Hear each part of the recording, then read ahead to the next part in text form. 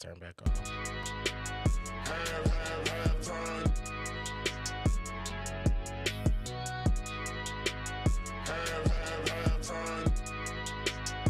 The best sports coverage on all digital platforms.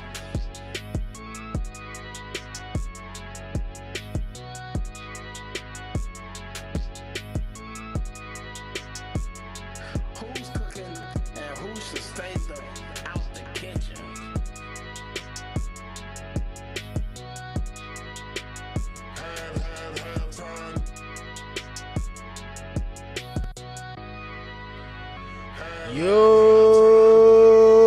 Sports coverage on all digital Coach, We're here, man. we're here. Episode 50. First and Season foremost, 2.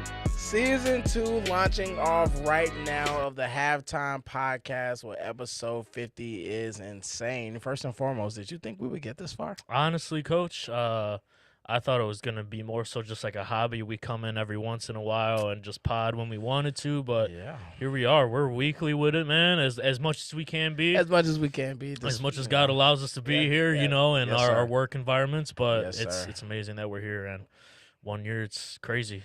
What a Yeah, ride. we are officially a 1-year-old podcast. sir. And yeah, we gotta clap for that. We really do. Absolutely, We really do. absolutely, yeah. Because we've seen fellow podcasts that have been here come and go.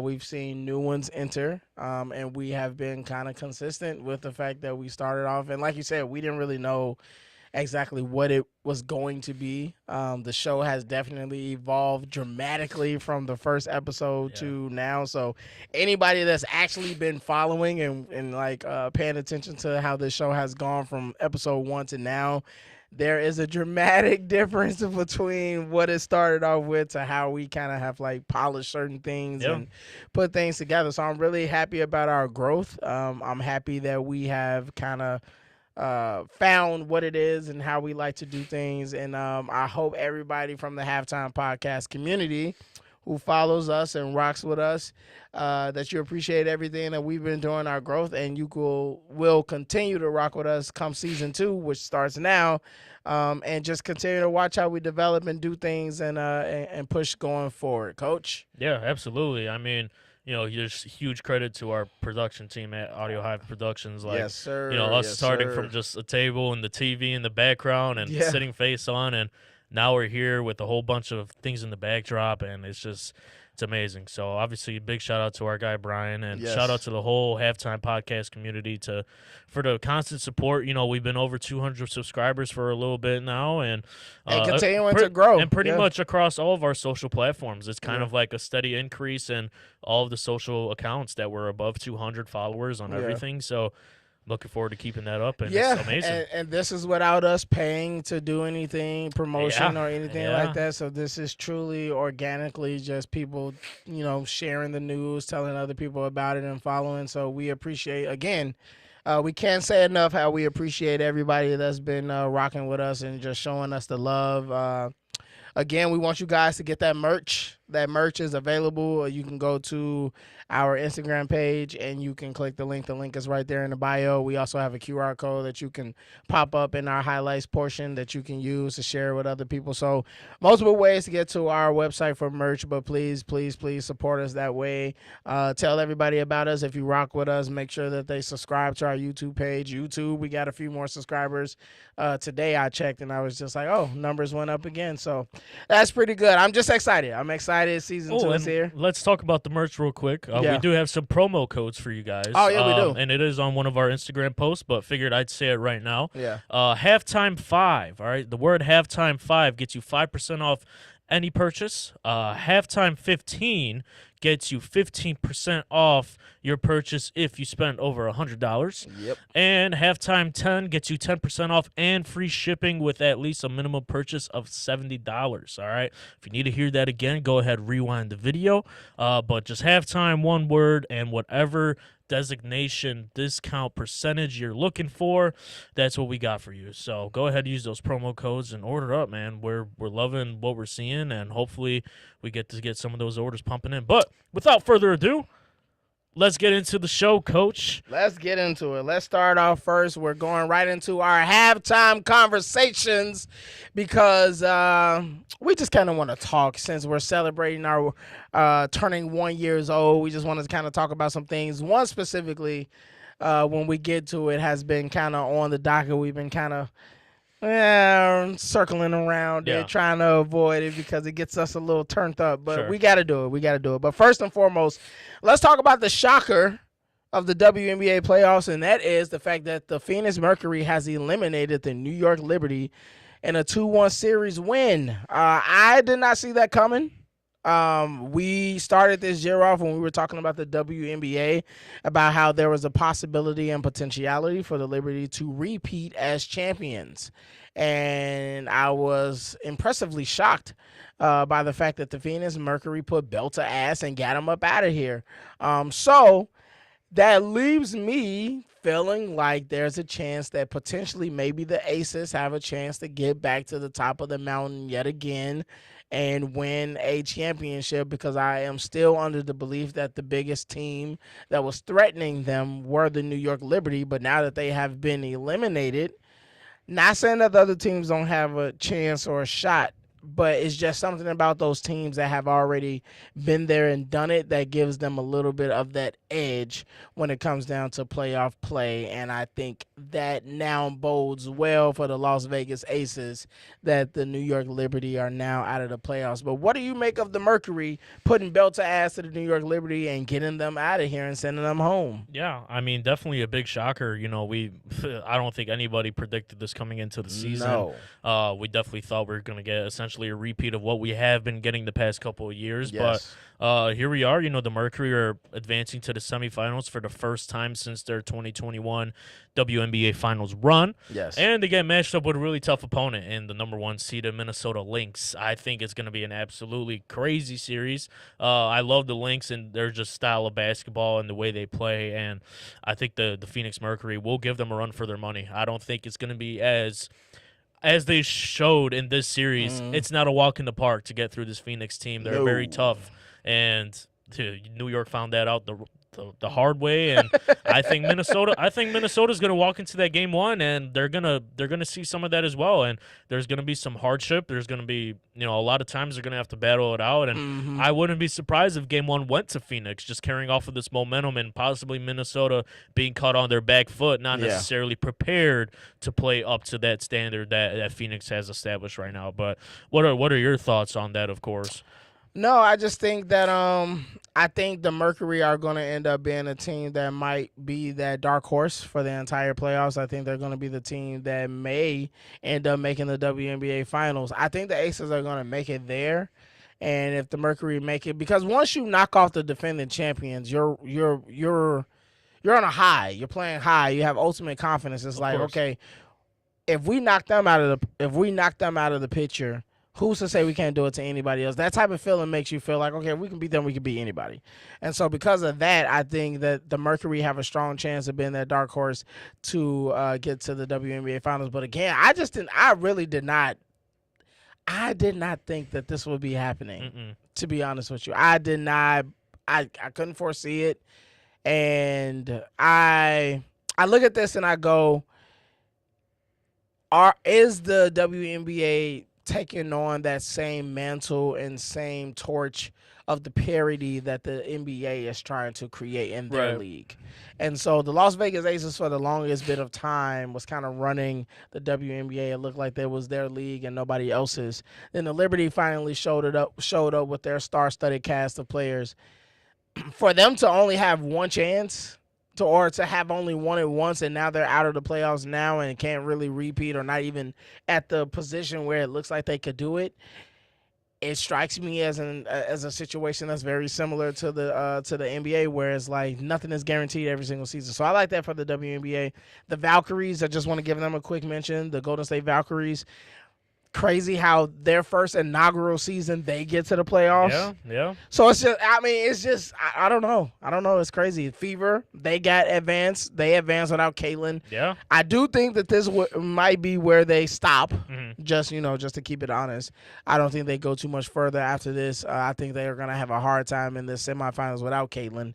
But I think that the WNBA is looking like it's following in the molds of the NBA with that parity. Yep. And how I just assumed at the beginning of the season that it was just going to be potentially the Aces versus the Liberty back all over again for a rematch.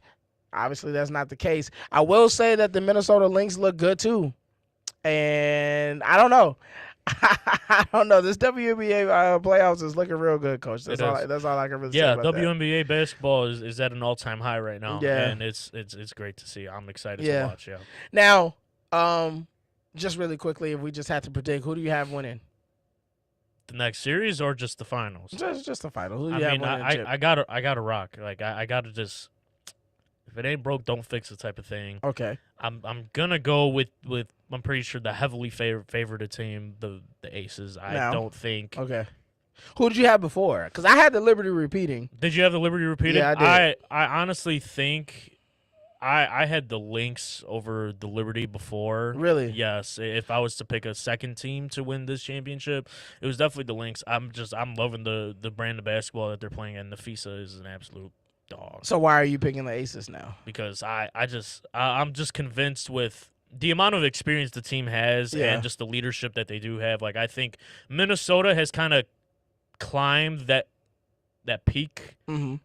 a little bit, not necessarily too early, but they haven't been on the peak for as long Right. as the Aces have been, and I think that's really going to show if they're able to match up at some point. Yeah, and that's the same way I think. I think the championship pedigree of being there and have done it before is obviously the competitive advantage that the Aces have over everybody. And I think that's the thing that's going to set them apart. Because I do think the Minnesota Lynx have enough talent to get the Yes, job done, yeah. obviously.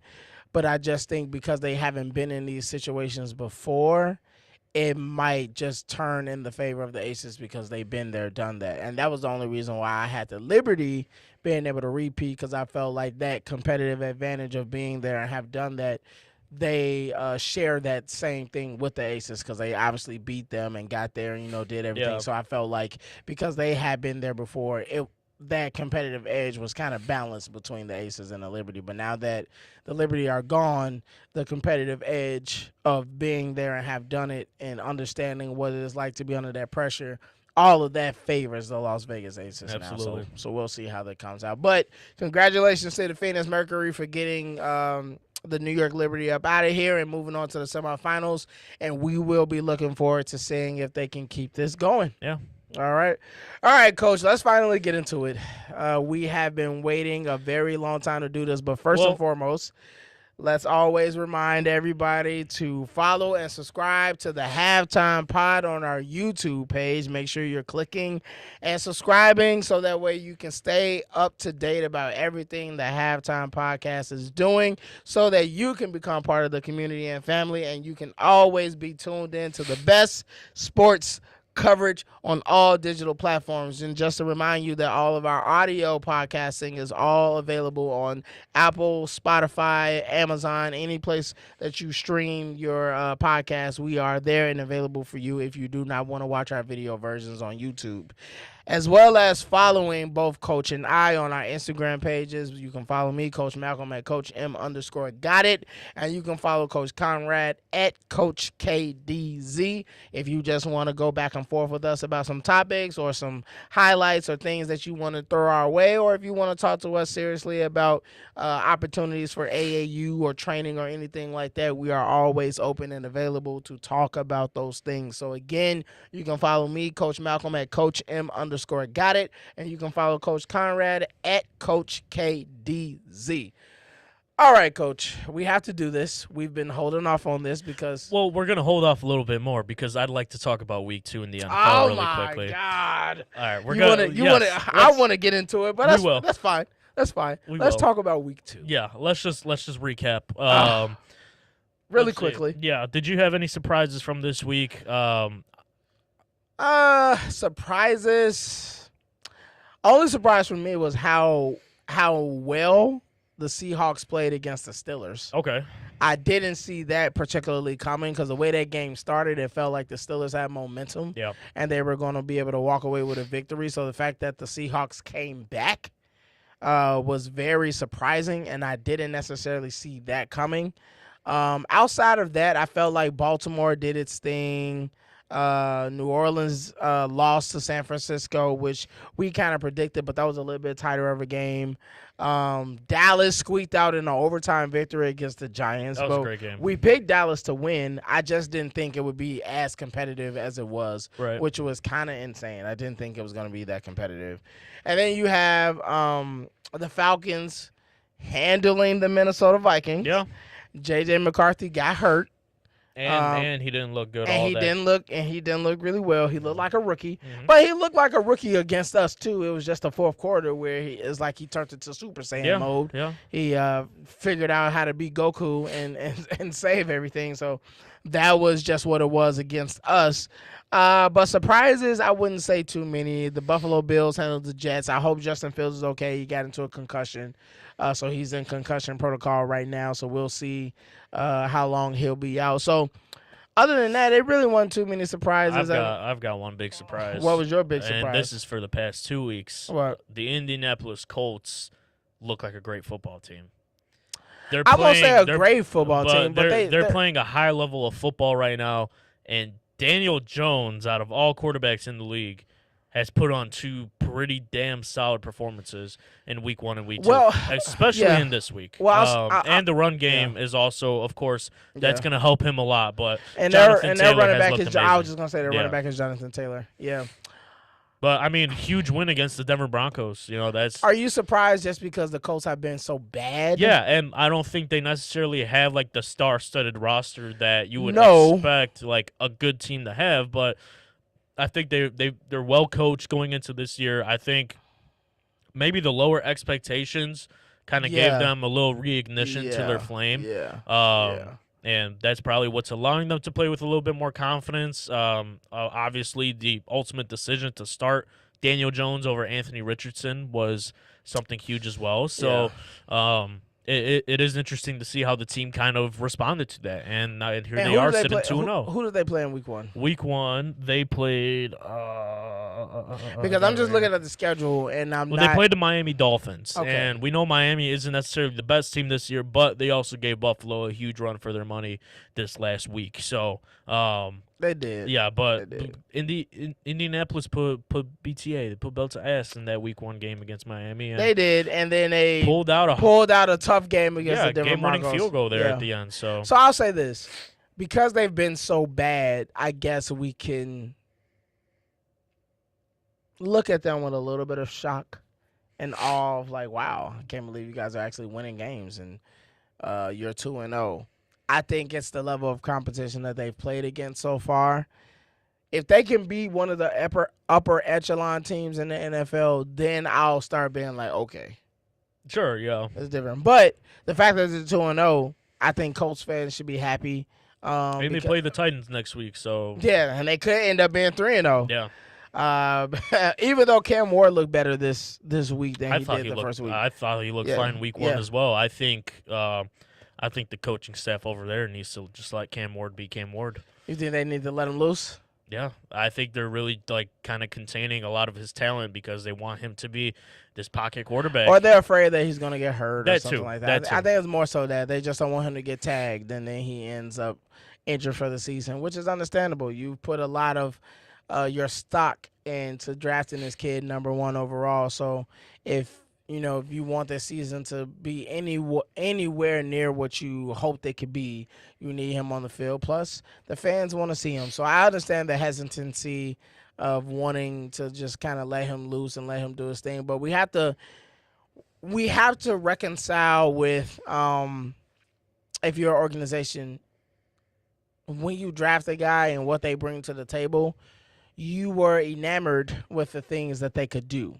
So if that's the case, don't bring them in and try to completely change them to something that didn't make you draft them in the first place. Yes, exactly. And I think that has been a running thread with a lot of these quarterbacks that have been coming into the NFL over the last couple of drafts, where it's teams doing their damnedest to just completely alter the play style of the quarterback. And it's just like, but you didn't draft that kid under that type of play style. You didn't draft Yeah, them, yeah. doing those type of things. You drafted them playing a certain type of way. So why are you so just steadfast about we need you to play like this? We need you Yeah, to do I this. We mean, need, Again, I think that conversation is really like that's just them taking talent over scheme fit at that point. And there's teams that will and allow their I agree quarterback- with you. Yeah, I agree mean, with you. I feel like I that's agree with you. that goes for a lot of different teams across the league that are having quarterback troubles at the moment, and it's also a result of I think some quarterbacks just didn't pan out to what they possibly Expected. should have been. So, Yeah. but I think that first part definitely is very true. There's a lot of non-scheme fit quarterbacks trying to play under a certain scheme that doesn't fit their play style. Just really quick, Cleveland is 0-2. Yes, How long does Joe Flacco stay the quarterback? I mean, depending on how bad they're losing, they lost pretty bad against Baltimore, But it's Baltimore. it's still 17 points on the board. I think if we're just seeing Joe Flacco play bad football, then it makes sense to put somebody else in. Mm-hmm. But until Joe Flacco gives them a reason otherwise, I don't see the reason for them to kind of move with one of the other rookie quarterbacks, because then you're really going to get a lot less on the offensive side of the ball. Maybe, You know what I mean? maybe not. We don't know. Probably, yeah. But I'll say I don't know how much longer Joe Flacco has as a starting quarterback if they continue to lose. Eventually, yeah. I mean, eventually you're gonna have to just based upon the fact that you're losing, yeah. you're gonna have to make an executive decision to do something differently. And obviously we know that the Bears lost. Yeah, badly. They yeah, they, they got belt put to ass on them by the Detroit Lions, and it was one of those games where everything that possibly could look bad did, Mhm. in my opinion. We ended up losing T.J. Edwards and Jalen Johnson yet again. Yeah. I feel like they kind of rushed themselves to come back for this game because Yes. it was such a big game, which I'm kind of upset a little bit that we made this game bigger than what it needed to be. I get it that it was Ben Johnson's return back to Detroit. It was the first game against Detroit, and we wanted to win. We wanted to make a statement, and Detroit said the same thing about how this game was such a big game to them, especially coming off week one, their loss to, I think they played Green Bay. Yeah. And so they wanted to beat us as well. So I don't like the fact that we rushed those guys back, and I think that's going to hurt us for the rest of the season, that we kind of rushed those guys back to kind of play this Detroit game and still to end up in a situation where we lost 52-21. It's absolutely insane. Yeah, I mean, I think with the two injuries, I'm not sure how much of the rush back it was for T.J. Edwards. I think it was a little bit rushed as well, but I think for Jalen Johnson, there was a lot of questioning going into week two, seeing where he was at. I mean, it was possible he was going to play week one, so it kind of made sense that going into week two, he should have got the start, but the injury ultimately was a different injury than what he had previously. So it wasn't because of something lingering. It's a new injury to the groin. So that's interesting to see. Do I think they rushed him back? Absolutely. But at a certain point, I understand the amount of not rush, but I mean it's like you got the time's clicking. You only have a certain amount of games this NFL season to be able to win games, and especially division games. And I don't necessarily think this was about Ben Johnson and the Bears playing against Detroit. I think it was just Dennis Allen needed more help on this defensive side of the ball because they looked horrendous. Well, if you wanted the to second give half of Dennis Minnesota. Allen some help, you should have traded for Micah Parsons. Or you should have just made any type of edge rush move that's not Dio. And we're gonna get into this because I think we're good on week 2. Yeah, let's go ahead, pivot over. Let's Let's get into all the right. Chicago Bears talk. Yeah. So let's talk about this first and foremost before we finally get into this. Yeah. As everybody knows, season 1, Mhm. we had a litany of Chicago Bears conversations, a litany of blow-ups. We almost got kicked out of this building Yeah. because we got so heated and so passionate During the about last call of Alex Hall. our Bears talk, and that was episode, I think 15, 15. last call at Hallis Hall. We had a couple more episodes before that, but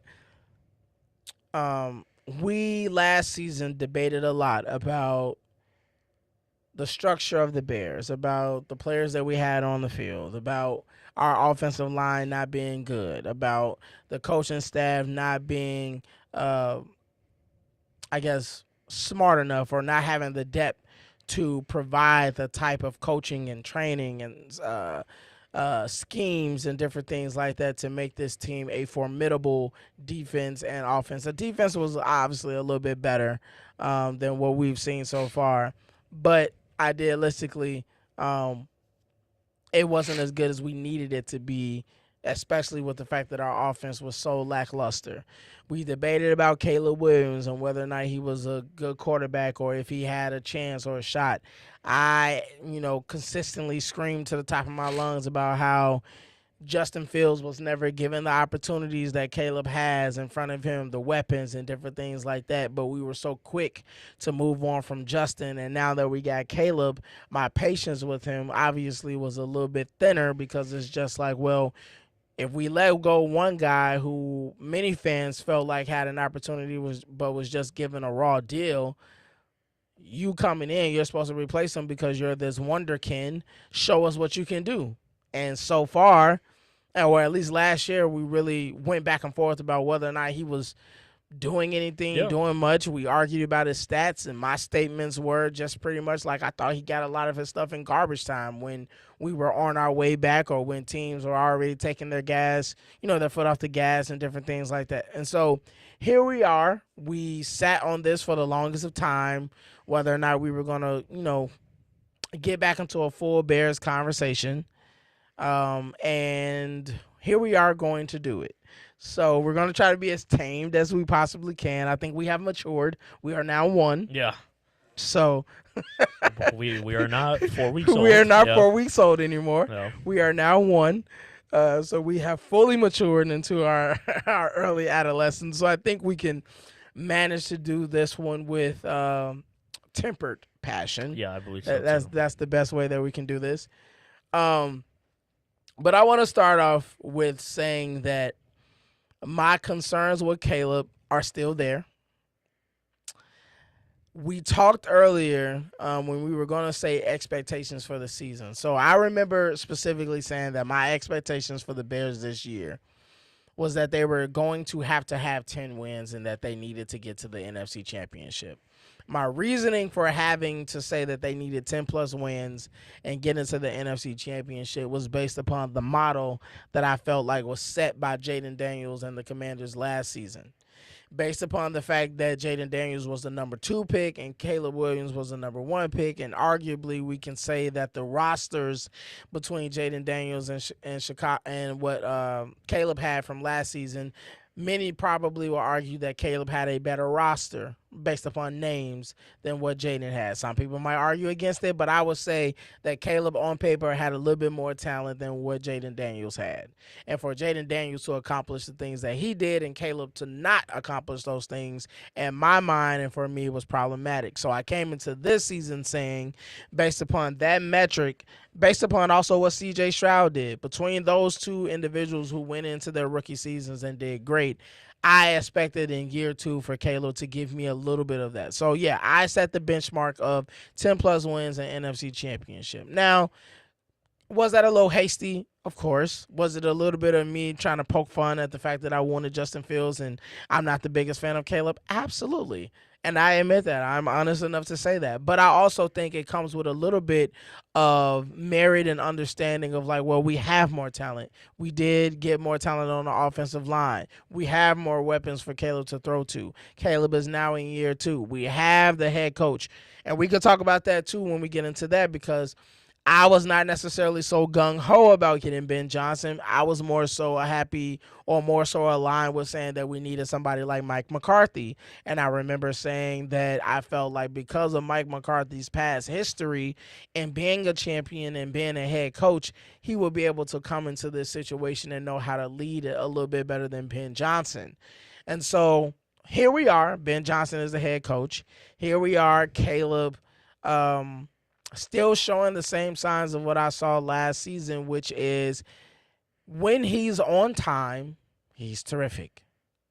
He is exactly what you thought he could be when you had all of the write-ups and all of the people giving their opinions about why Caleb Williams should be number one and why he's the best quarterback coming out of that draft that year. But when that script is over with, when that 15 plays that is designed throughout the course of the week and you practice and you just get to start playing what they say is football and you got to adjust on the fly, you got to see things on the cuff and you got to play off the cuff, it gets bad very quickly. Very, very quickly. It gets very inconsistent. Efficiency goes down. We don't score nearly as much. The offense looks very stagnant and it doesn't look fluid anymore. Trouble getting calls in, lots of penalties, different things happening. And it's starting to be a trend where we can start the game off well whenever it's the scripted situation for Caleb. But once we get out of that, he does not look like the quarterback that started the game in the first 7 to 8 minutes. It starts to look like the type of quarterback that I myself have been saying is the reason why I wanted Jaden Daniels over him. And so now we are 0-2 starting this season.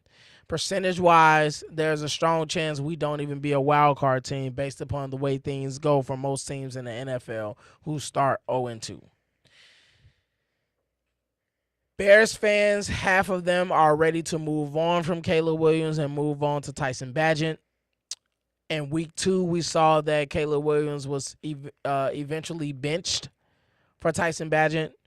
We've seen Ben Johnson speak highly about Tyson Bagent and his ability to understand the plays and all of these things and yada, yada, yada. And I myself have expressed that it would have been nice to see Tyson play with the starters because, in my opinion, the way Tyson played, he showed me that he may have the chops to do it, that he may have the ability to be a starting quarterback in the NFL. Now, we discussed that, and you gave your opinion about that, and I want you to lean into that a little bit more, obviously, as we discuss this, and more specifically because we're coming off the heels of seeing Caleb get benched for Tyson Bagent. Now, it wasn't nothing crazy. It was in the fourth quarter. The game was already out of hand. It wasn't like it was in the middle of us potentially trying to make a comeback or us having a chance to still win the game. But nevertheless, even when you're losing games, a good portion of the time, the starting quarterback still finishes out the game. So now that we're 0-2, chances of us making a wild card, chances of us winning this division, which is already tough, seems to be unlikely. Ben Johnson and Caleb Williams seems to be really good in the first 7 minutes, and after that, it seems to be a dumpster fire. What are your expectations now for the Bears? What do you make of Caleb Williams and what he's doing? And we'll start there before we move on to talking about, did we make a mistake with Ben Johnson?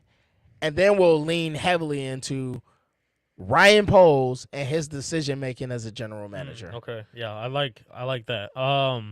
So to start, I mean, my expectations with the Bears still remains the same. I believe this season, I think I said it when we were first initially discussing I believe I said 8 or 9 wins. Yeah, and yeah. if we do make the playoffs, we'll sneak into the playoffs some way, somehow. That's what you said. I think that's still a possibility. I pulled up the Bears schedule just to look at our next couple of games. And I think based on how this upcoming Sunday's games against go, Dallas, I think this will determine a great deal on how the next 6-7 games end up looking like. If we were to win against Dallas, right, which I believe is definitely a possibility. I believe Dallas right now is technically the worst rated defense in all football against the pass. So, granted, that would help Caleb out a lot. That would give the whole team a lot of confidence. The week after that, we play the Vegas Raiders. Not a necessarily good football team. That should be a win, although the Bears have struggled in Vegas in the past. But I think that could be 2 wins right there. Then you have the bye week, and then you play the Commanders off a bye week. That's my 50-50 game. It's a toss-up. The Commanders haven't played the best football this year that I think we were expecting them to come out and play. They're dealing with injuries already. They're dealing with injuries. I think Jaden Daniels is still getting into the season. I don't think he's technically where we all thought he was going to Yeah. kind of come back off of last season. Mhm. But I think part of that, of course, is also on play calling. Like, I think play calling has been drastically different because they have to find a way to incorporate Debo and all these other weapons that they Yeah. have. And, of course, losing Austin Eckler is a huge thing as well. Yes. So that's a 50-50 game, right? It's in Washington again. I'm going to say the Bears win that game. Just based on how that first game went, I thought we played a great game. On the defensive side of the ball, being able to contain Jaden and all those things. And I think if the Bears have a smooth next 2 weeks on the offensive side of the ball going into that game, also off of a bye week in which they could really take an extra week to just evaluate and prepare against that Washington team, they could have an offensive explosion. That could definitely be like kind of a very gunslinging game between the two quarterbacks, and it'd be fun to see. But I'm going to give the Bears a win on that. So that's 3 wins. They're at that point sitting at a record of 3 or 2? That'd be 3 because we win against Dallas, Vegas, and then then- Washington as okay, well off of the okay. bye. So that's 3 and 2. We play the Saints at home. I think that's a win. I think New Orleans has nothing going for them this year. Then we play Baltimore. That's a loss, right? So then you're at 4 and 3. We play the Bengals, who will be without Joe Burrow for that game, which is essentially confirmed that they will be without Joe Burrow for that game. I think that's a win. I think with a Bengals team without Joe Burrow will struggle. That's 5 and 3, right? Week after that, you play the Giants. I think that game's going to be a tougher matchup than a lot of people anticipated walking Yeah. into this season. But it's at Soldier. It's a noon game. I think we still win that game. 6 and 3 or 6 and 4. 6 and 4. 6 and 4. We play Minnesota at their place. I think that's the bounce back game, right? I think that's our revenge game against Minnesota. 7 and 4. 7 and 4. Then we play the Steelers. That's also another toss up for me, right? Lord knows Aaron Rodgers might come into Soldier and be like Green Bay Aaron Rodgers, right? Or Pittsburgh could struggle on defense like they have the past 2 weeks as well. We don't know what type of Steelers team we're going to get by that week. But we're looking at a situation where we could get a Bears team that's 8 and 4 or 7 and 5. Okay. Which essentially lines up with my initial trajectory going into this season. So I still have, what's the word I'm looking for? Like, I still have belief. I'm not counting them out yet, but I am definitely frustrated with what I've seen. Now to continue on to Caleb Williams. Yes.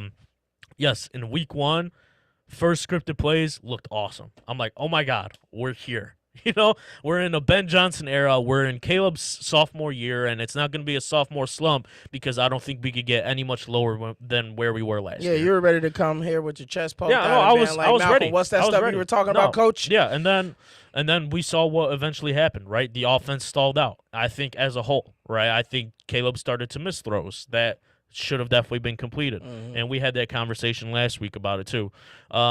I thought DeAndre Swift was very limited in his run game production in that week 1 matchup. And then we go to week 2. Again, the first scripted plays, like you mentioned, looked great. Rome Odunze looked phenomenal that whole entire game. Detroit couldn't guard him. Caleb had improvement from week 1 to week 2. There was improvement, and I don't think people could argue otherwise. The kid showed improved play. He played more on time.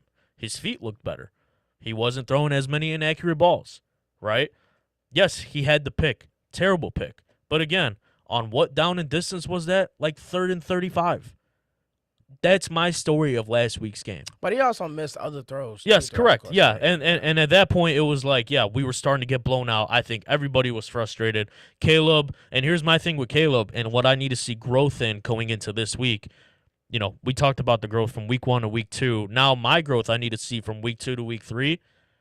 When things start to not click, right? When the offense starts to get stopped, I cannot see Caleb start to revert back into his old habits, which is what we saw in week 2 and in week 1, right? When the script goes off, right? We score, and then, okay, maybe we have some success on a drive, and it's looking okay, and then, you know, like week 2 against Detroit, DeAndre Swift fumbles the football, Right. okay? We come back down. We couldn't get into a groove after that on offense. So, like, and then from there, Caleb starts to do too much. Caleb starts to not try to play from the pocket. Caleb is taking too long to throw. Caleb is throwing inaccurate balls. Like, That's what I really need to see from Caleb Williams, and that's like the part that is impatient with me, and I think is where the main impatientness comes from a lot of Bears fans is yes, I understand awesome that he's playing on time and great within the script. And even you could argue for the first half of the game, right? Because even in the Detroit game, right? I mean, I think if the time clock situation was different and they didn't screw that out of bounds catch that the Detroit Lions player made, we'd be going into that second half only down, I believe, a touchdown, right? Or maybe 10 Completely points. different ball game at that point. But I cannot see Caleb go back. Old habits need to be deleted, and we know like it takes a certain amount of days. I think it takes they say 28 days, right, to build good habits or new habits, whatever they are. It takes 28 days of that same repeated action. So again, we have to see what goes on against Dallas. I mean, granted, worst pass defense in the league is what they're saying, right? Let's see it. Let's see it. There can't be an excuse coming into this game now. You're going against Matt Eberflus. You know the type of defense he likes to call. He doesn't blitz you, right? This should be a game where Caleb, the passing game, really excels, right? There shouldn't be any talk of, damn, Braxton Jones is getting gunned again off the left side, or we missed another blocking assignment on our B gap on the right. You know, we can't have any of that. But that's my whole spiel with Caleb. I do need to see more growth, and I believe we saw that from week 1 to week 2, but now I need to see growth in the other aspects of the game that we didn't see. So I see a lot of people saying that we need to be patient, be patient, be patient, be patient. I've heard that from, some analysts saying, like, Caleb needs more time. I've even seen people cry about how there's too much pressure on him and all this good stuff. Uh-huh. I'm not seeing the growth in the same way that everybody is. Everybody is trying to tell me he's growing, and I'm not seeing it the same way. I'm not saying he's not. I just don't necessarily know if the growth that he's making is going to trend him in a different direction of being the quarterback in which people think he can be. I think people are still holding out on the potential of Caleb Williams rather than recognizing who he is right now. And he is the type of quarterback, and this is what we were talking about when we talked about Cam Ward just a second ago about how they need to let him off the leash. Ben Johnson is trying to get, same thing with Justin Fields. They're trying to get a thoroughbred to stay in the box and not run and not do what they do. Caleb has played his entire life as a wild horse. He has not played football in any tame fashion. So trying to get him to do that now, I feel like is the greatest hindrance. You're going to have to, if you want Caleb to be Caleb, the Caleb that you got him from USC and who you thought was going to be this great player and all these other things, which it's still possible for him to happen, you're going to have to just let him do what he does best, which is get out the pocket, scramble, look outside, and different things like that. If you try to contain him and maintain him in this pocket, I think you're going to continue to see the same struggles because you can't script the entire game. Yeah, no, obviously you can't. Yeah. Yeah, you can't script the entire game. So because you can't script the entire game, you're asking him to get outside of that script and still maintain being tame, to still act like the script is there. He's good with the script because he knows I got to go. I'm going here, boom. I'm going here, boom. I'm going here, boom. Once you get outside of that, now you're leaving it up to him to recognize this play call and where he's supposed to go every single time. Those first 15 plays or however many it is, 12 to 15, are practiced throughout the course of the week. So he's been practicing where he's supposed to go. It's like doing a stage play. And you have the lines, you've been practicing this, boom, boom, boom, boom, boom. Then you get on stage and you're with another actor and you start to notice that, oh, they're not giving you your cues like you normally get. The cues aren't hidden like they're supposed to for you to be able to say this line and say that line. The best actors in the world and actresses know how to improv, know how to keep the scene going, knows how to get it back, knows how to even cue that actor or actresses that may be missing it, how to get them back on mark. That's what Caleb is missing. Caleb is missing that ability to get everybody back on mark because he can't improv. He can only improv if you just let him do that from the beginning. Take away the script. Leave all the lines over there. Tell me the scene, say action. Boom. The scene is you versus the Dallas Cowboys. Sunday, 3:30. Boom. Go. That's it? That's all you got for me? Yeah. That's it. So I can just go out there and do me? Yeah, Caleb. I think that's how you get the best version of Caleb. Now, does that mean we're going to win? I don't know because we have yet to see it yet. Exactly. Right. Like, I can't guarantee it's going to look great because we've yet to see it be done that way. But I think that is the only way that you can get what you hope that you can get out of Caleb. And I think that is something that has to be discussed when we're talking about when drafting these quarterbacks. Yes, you want the best talent, but you also got to get the talent that makes sense for what you're going to do. If you want a vanilla Peyton Manning, Tom Brady type quarterback, then don't draft the Justin Fields. Don't draft the Caleb Williams. Don't draft the Cam Wards. If that's the type of quarterback that you want. Don't go draft the type of quarterback that can run a 4.2, 4.3, and a 40-yard dash and be like, but hey, hold on now. Act like you can really only run a 40-yard dash with 7.2 seconds, all right? Stay in this pocket. Like, no, don't do that because that undermines the value in which they bring to the football team. And it undermines exactly what has gotten them to this point. It undermines everything that has technically got them to the NFL, to be poached into college from high school and getting scholarships, NIL deals. The things that got them this notoriety is not standing in the pocket, because had it been that, then we wouldn't be talking about all of their athletic abilities and different things. We would know, like, this is a pure pocket passer. We don't have to worry about them scrambling. They don't do that. They stand in the pocket and they make throws, boom, boom, boom, on time. We have yet to even see those type of quarterbacks even still in college right now that just stand in the pocket and get the job done from there. We haven't even – I don't know the last time we talked about a quarterback that did that in college for real. That was a pure pocket passer that was coming into the league. Maybe the last person could have been Andrew Luck. Maybe. quite possibly, yeah. Yeah.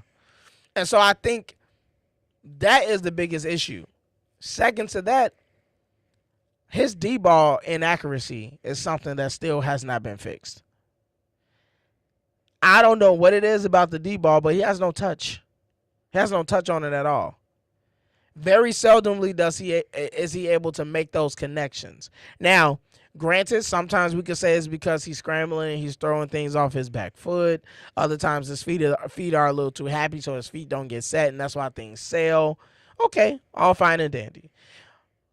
But if that's the case, and we knew this from last season, then now I have to start questioning, well, who's working with his mechanics? Who's helping him understand the type of touch that he needs to have on his throws when it comes down to the deep ball? Because 5 to 15 yards, he's money. I have no complaints. 5 to 15 yards, he's money. He's accurate, he gets you. But once you get past that 15-yard threshold and you're talking about 20, 25, 30, it starts to get murky very, very fast, very, very quickly. And so my concern is he has a knack to go big game hunting without having the big game hunting ability as on a consistent basis. Similar to Joe Burrow. Joe Burrow gets hurt all the time because he's always looking for the big play because he can make the big play. And he has a tendency to not check the ball down as much as he should because he's always trying to push the envelope to Chase or or Higgins. He's always trying to find them to do some crazy type of play. And Joe Burrow has the arm and the talent to do that, but he gets in the way of himself and causes himself to be in bad situations because he's always doing that. Caleb has that same mentality, but at least the benefit of Caleb is he'll get out the pocket and try to scramble and try to save himself as much as possible from getting hurt and getting hit at his knees and around his ankles and stuff like that. So I don't see the growth that I need to see from Caleb in the pocket outside of that scripted minutes. His feet still look a little happy. He doesn't seem like he can manage the game outside of the lines that's given to him. He's not good at improv if it's within trying to stay within the scheme. He has to just go out there and really be let loose like it's backyard football. And that's the only way it seems like he flourishes.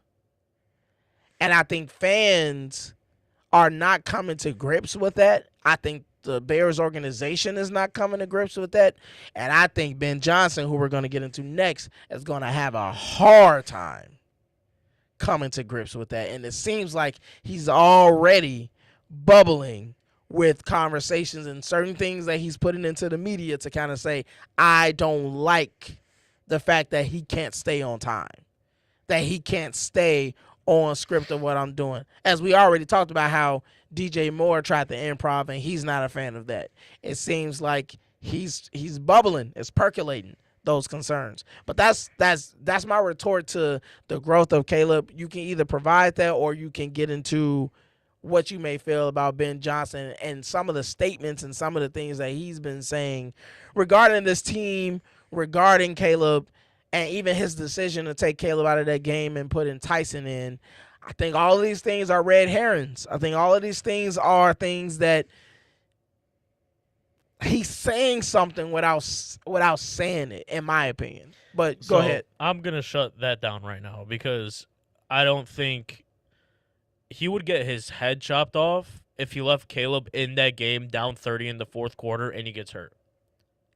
He'd get massacred on live television, like by the media, verbally, not physically, verbally. No, I get it, but yeah, I just want to. But why do you think? But why do you think that? Because Caleb can't get hurt, or there's no reason to have him. There in is the game? no reason to have him in the game at that point. That's why Tyson won in the game. Also, other starters also came out of the game. That's fair. We saw Kostin Loveland a lot more. We saw Luther Burden a lot more. We saw Kyle Monungai getting touches. We saw Roshan Johnson in the game. Like, this is my point. Like, we saw a lot of backups start to come into the game in that latter half of the game. And makes no sense to keep Caleb in that game. So I don't want to argue about that point because simply it is just the other guys getting into the game. And by the way, Tyson came into the game and didn't do anything. So I want to put that out there right now. He didn't look great. He didn't have the starters either, though. Oh, right. But again, he looks so good without the starters, though, right? But okay, all right, we're gonna use that against him. But he wasn't playing with the starters. We have to say that too. He had some starters. He had some starters. He didn't have them all, and he didn't do anything with it. So, but he didn't have them all, right? But again, when supposedly he played so good without any starters, but he was also playing backups. I don't think Detroit put all their backups in on defense. But still, again, like I don't know. We're not gonna get into that, not yet, but we will because it's coming. Yeah, it's coming. Tyson is going to end up playing this season. It just isn't. But with Ben Johnson, I still have the utmost confidence in him being able to turn around what is the Bears' curse, because that's what it is. But what do you make of his comments regarding like Caleb and different things, or even his comments about how he hasn't said anything directly about Caleb. He hasn't said anything about Caleb not being able to play on time.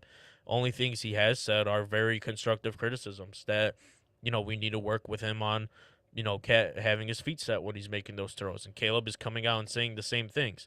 What I do want to point out, and what I think is a really big problem in this Bears organization, and it honestly connects with the last portion of this conversation of Ryan Poles.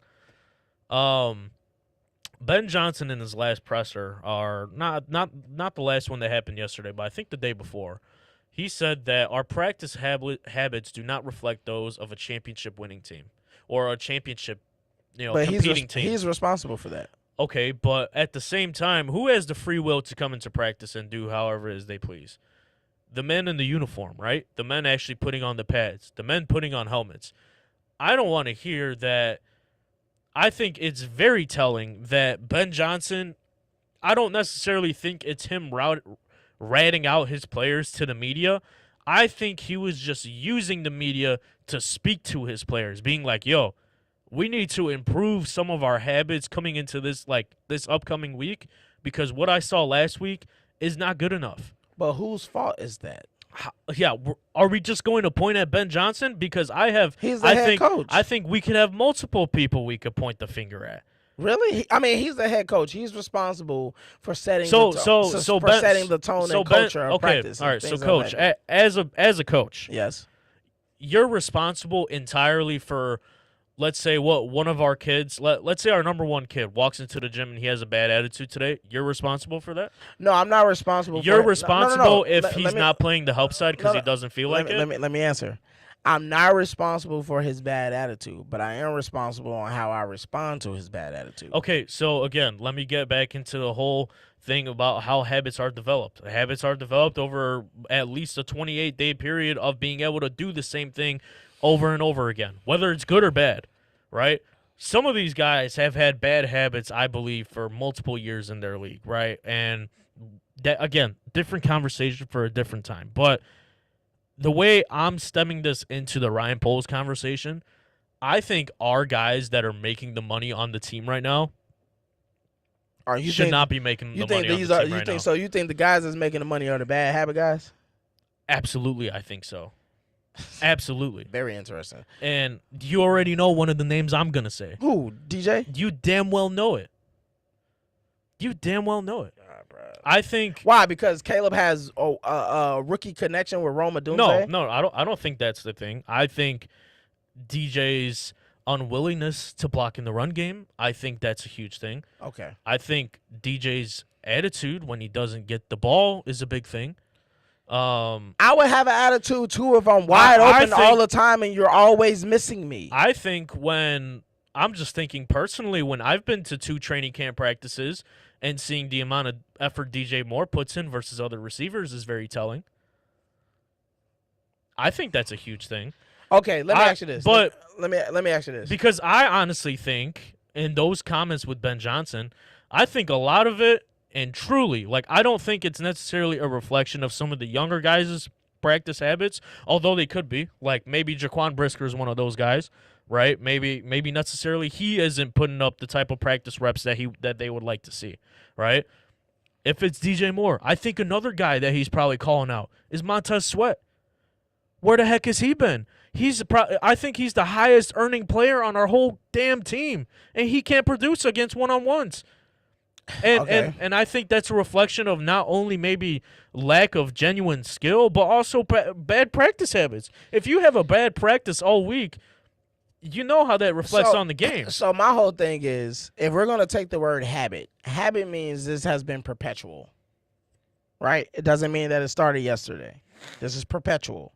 So if this is a habit, that means you, as head coach Ben Johnson, has been watching this play itself out for the umpteen amount of weeks, and you're just now addressing it in week 2 of the regular season of the NFL? Because I think he expected a difference to be made already, as in there should have been a change in a lot of these habits. Then that goes back to my point of saying that's all on Ben Johnson. Like, I'm not having that conversation. No. I'm not hearing No. So. It goes back to my point of saying why I didn't want him in the first place and why I wanted Mike McCarthy. Oh my God! But because again, because Mike McCarthy was gonna come in here, put his foot down, and be like, DJ Moore, block the fucking cornerbacks, and he's gonna make a big difference. Because it's somebody that has experience and Hey, understanding man. how to Oh set my and understanding God. how to.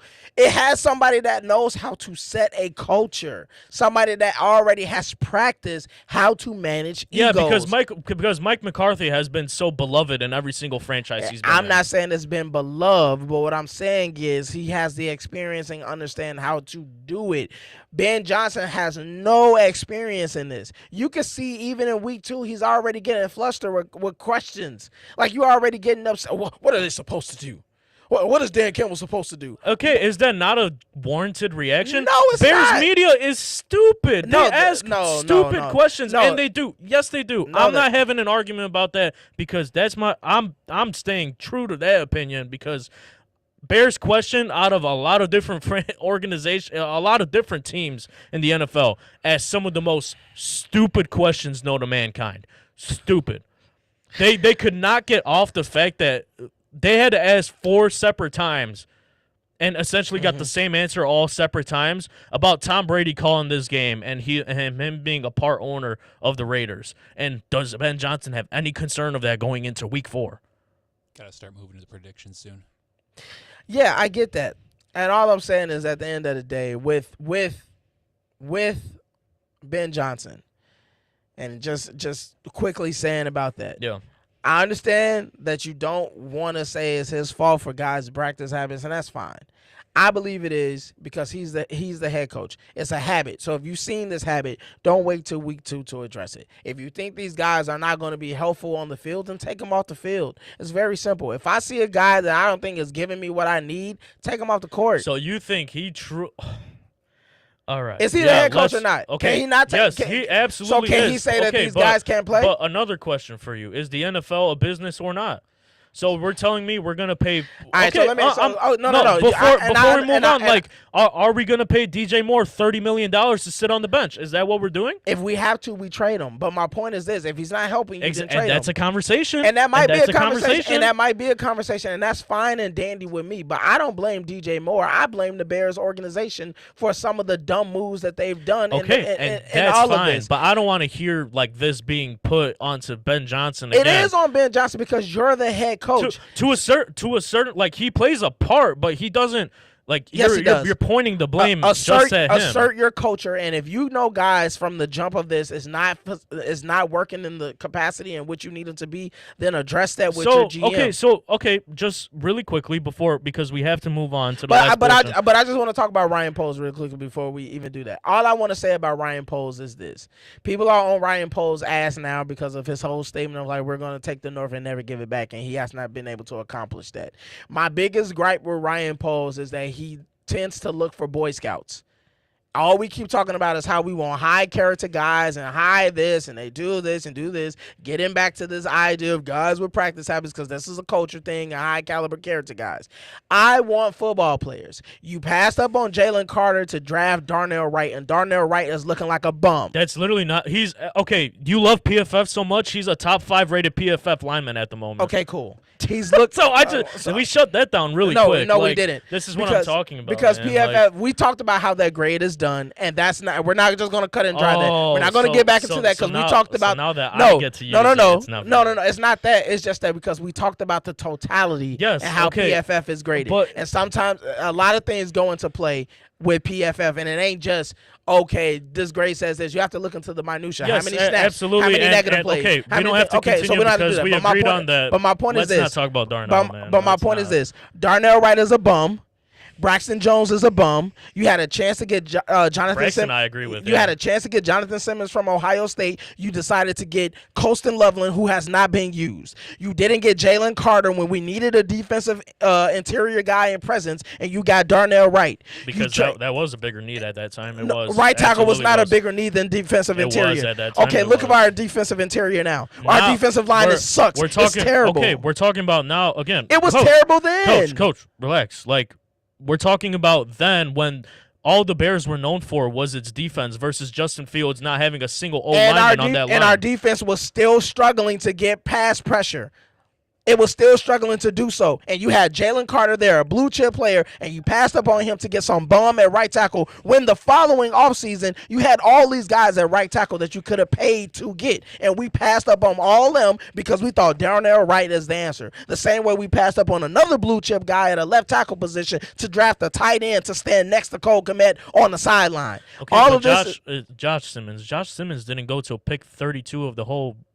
He went to Kansas City. Yeah, pick like 31. And he's already a starter looking good. Okay. At left tackle. Great. But again, are we also going to ridicule the other 29, 30 NFL franchises? I'm not ridiculing. Now I'm talking about the GM of this team who refuses to address the actual needs that we have because he likes to be pretty and he wants Boy Scouts. Coach, I'm with you. Like I believe making the Colston Loveland pick was very irresponsible. All of his picks have been irresponsible when it comes down to what we need. Trading for Montez Sweat over Chase Young was irresponsible. That was irresponsible. I thought the Sweat trade was irresponsible too. Yes. So ultimately, yes, I understand why people are pointing blame at Ryan Poles and some of his decisions to want the Boy Scouts and stuff like that. But at the end of the day, ultimately, what I'm saying is this: We have the talent. We brought the guys in. We got the super squad of coaches and everybody in here from different names of every position. You got the wonderkin offensive coordinator, and things are still not going together. My biggest gripe for Ryan Poles this season was just not trading for Micah Parsons. Why couldn't you understand that you needed that opposite edge of Montez Sweat in order for Montez Sweat to be effective is insane to me. Or even It's not insane to me. Micah, but at least Or like, any like somebody Pro like that. Bowler, you know? And at the end of the day, even with DJ Moore, people are mad at DJ Moore, whatever the case may be. He's lackluster. People got issues with him. But you also got to give him a quarterback that can throw the ball to him when he's open. Caleb has one connection with one player on this team, and that's Roma Dunze. Outside of everybody else, he has a weak connection with. So I don't know what it is about him and Roma Dunze, maybe because they got drafted together, and that's fine and dandy. But Rome is not the only player you have on the field with you. You got to get the ball to Komet. You got to get the ball to Loveland. You got to get the ball to Zacchaeus. You got to get the ball to Luther when he's in. You got to get the ball to DJ Moore. Would you like to hear my counter to that? What's your counter? It's week 2. It was just week 2. We're in week 3. Can we please Yeah, I know again, you want to play the patience no, game, and that's fine. And my, I'm not mad patience. at that. Look, my patience isn't with Caleb. My patience, right now at this time, is with Ben Johnson actually being able to do this whole culture sweep. I think the whole troubling issue was people really believed that we could have brought in a coach this year that would have changed the whole trajectory of the team this year. And his name was Mike McCarthy, but we passed up on it for Ben Johnson. Okay, but I'm going to respectfully disagree with that, and that's fine. We can agree to disagree. But my whole thing is we love to talk about the Detroit Lions, right? Okay, maybe because of that's where Ben Johnson has come from. It but took them a year. We know. No, It I'm took not them a even year talking for them about. to- I'm not okay. even talking about the offense. I'm talking about everything that they did. It took I'm them a year. talking we about know. the things that they did in the draft. I'm talking about things that they did in the offseason. They had to build. I know. Rome we know. wasn't built in a day. Coach, I know this. We know it took So Detroit. why are we having so much panic in week 2? Because the difference between us and Detroit is Detroit had zero expectations. They had the ability to start from scratch. They and wasn't. whose fault is it that there's expectations on this year? What you gonna say? No, You no. gonna say Bears fans? I'm asking you. I'm asking you. The Chicago Bears organization has been saying that we're doing everything possible to turn things around. They just talked about how they're going to build a whole new stadium because they have a team that's on the rise, Yeah, and again, everybody should yes. be looking forward to it. Yeah. So my whole thing is they are the ones that have been pushing the narrative that they're getting better, Okay. that they're turning the Yeah, corner. I'm glad they you got say that. so I so with agree that with so you. with that Yes. being said, the expectations started with the Bears and then it trickled to the fans because we bought into it. My ultimate thing is don't try to tell me now that you guys suck, that as fans we're the ones who should have seen and read through the tea leaves that Rome isn't built in a day. Rome could have been built just fine if you would have picked the right guy at head coach who has experience with culture and doing things to make this happen. It's not like Still not building the day. Okay. Again, doesn't matter. I'm not saying- even if you. I'm not saying it would have been built in a day, but I That's- guarantee you with Mike McCarthy as our head coach, we are 1-1 and not 0-2. Okay, yeah, maybe you could argue that, and that's fine.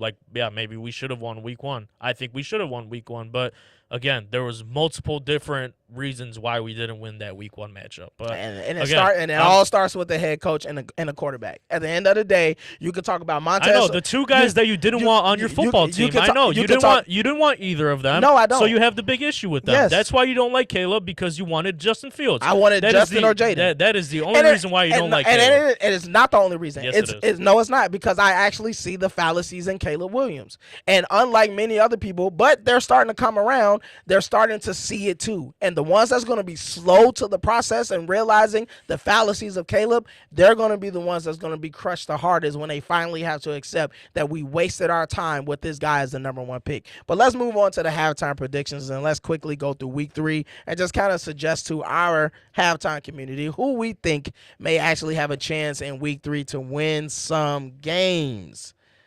All right. That was talking about the Bears, bro. I know, but it's because we're passionate about them. Yeah, So we are. let's get this week 3 graphic. All right. right. We already had Thursday Night Football. We know Yeah, the Buffalo won. put What do belt you to got, ass on Cincinnati Miami. or Minnesota? Well, Carson Wentz is playing, so I got Minnesota. Okay. Yeah, Yeah, Minnesota. I'll take Minnesota as well Yeah, at home. I got Minnesota for that one. Okay, you got Houston or Jacksonville?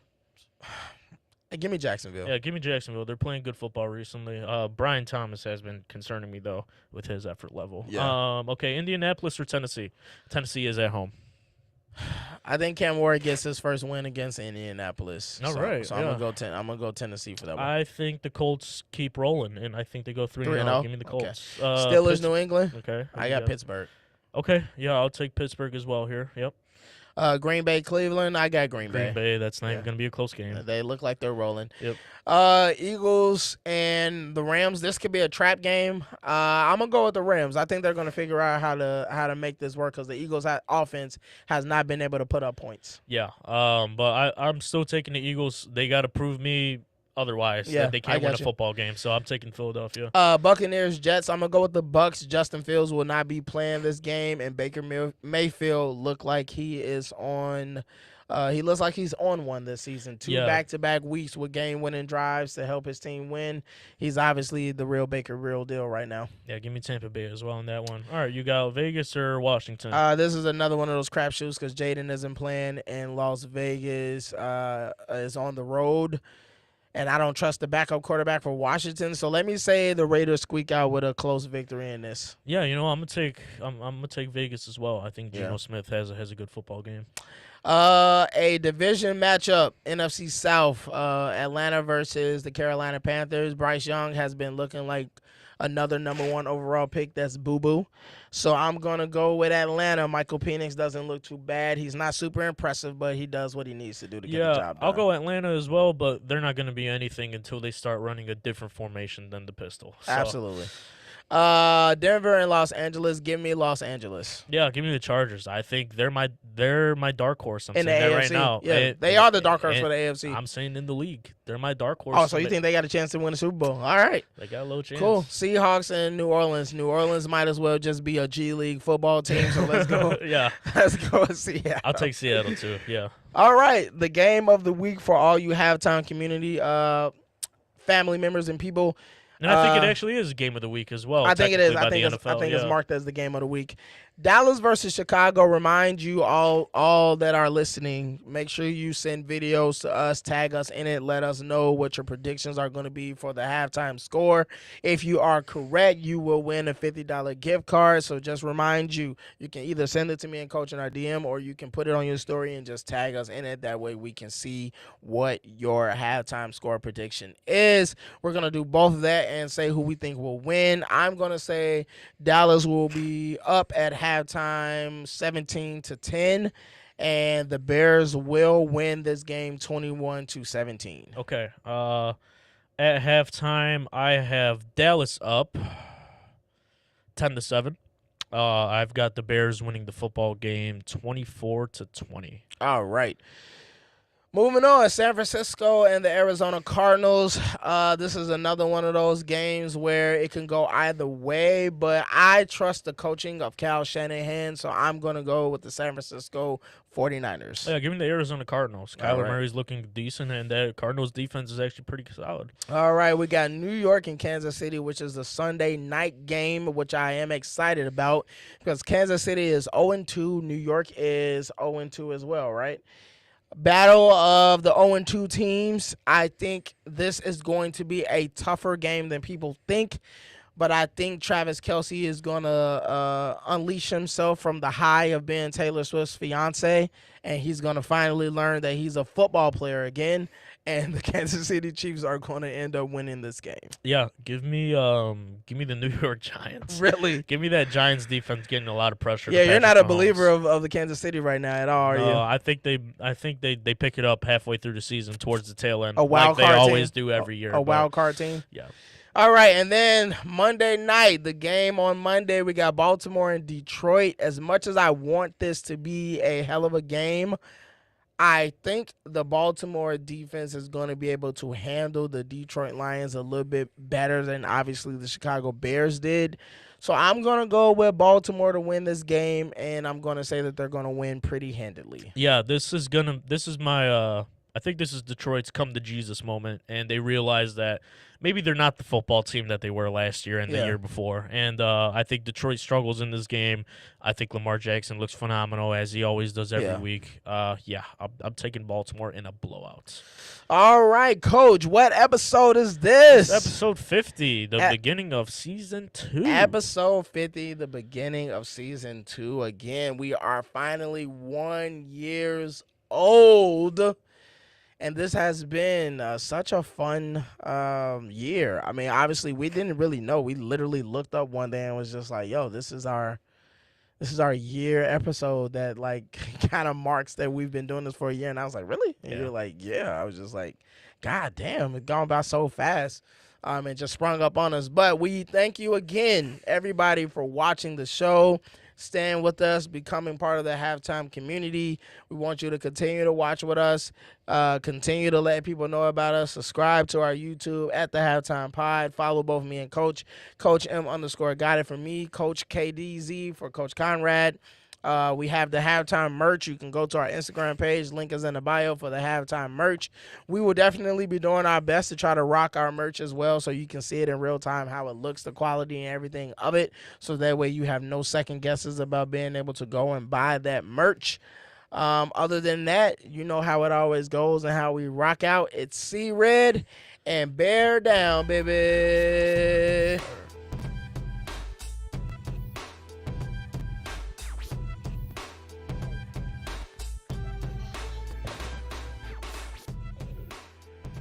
I had to wake you up there.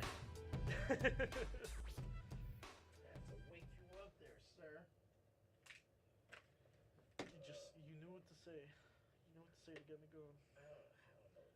You like my girlfriend. You know what gets me mad. Oh my God, brother. I love his dad, but I just... No, I'm just fucking with you. No, I mean, good conversation. Like I feel like it's good that we're on like the polar opposites of Bears fan community. Like you're very clearly on one side of the conversation, and I'm on the other. Of like because it's the same conversations that Bears fans are having. But you gotta stop saying like... Not stop saying, but you gotta stop saying like, you're the problem with the Bears community. I am not... Oh, I didn't say that today though. I said it like 2 episodes ago. But... This is an empty one. I finished mine. Oh, you finished yours? Yeah. Oh, okay. I get another one. I'll get another one. Don't worry. You finished? Don't worry, big dog. That's what I do. Not really. Changed my life, bro. What's that? More